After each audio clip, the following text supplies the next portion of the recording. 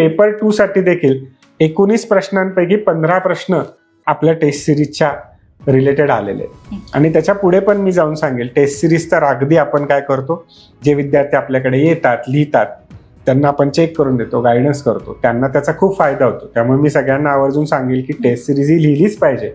पण आपलं एक पुस्तकही आहे, सोशिओलॉजी डिकोडेड नावाचं. इंग्रजी माध्यम असल्या मुलांसाठी इंग्लिशमध्ये उपलब्ध आहे.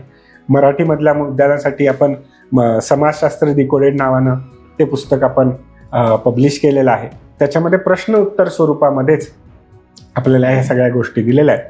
तर तुम्ही त्याच्यामधलं मराठीतलं आपलं जर समाजशास्त्र डिकोडेड हे पुस्तक काढून पाहिलं आणि त्यातले क्वेश्चन्स तुम्ही पाहिले, तर प्रश्नपत्रिका पेपर 1ची तुम्ही समोर ठेवा आणि आपलं समाजशास्त्र डिकोडेड पुस्तक हे तुम्ही समोर ठेवा आणि त्यातले किती प्रश्न तुम्हाला तिथे आलेले दिसत आहेत हे तुम्हाला पाहायला मिळेल. आणि हे पुस्तक आपलं जवळजवळ आता वर्षभर मार्केटमध्ये उपलब्ध आहे.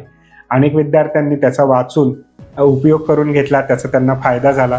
पेपर नंतर मला बऱ्याच विद्यार्थ्यांनी फोन केले की सर बरेचसे प्रश्न त्यातले आलेले आहेत. तर हे ऐकून नेहमी आनंदच वाटतो.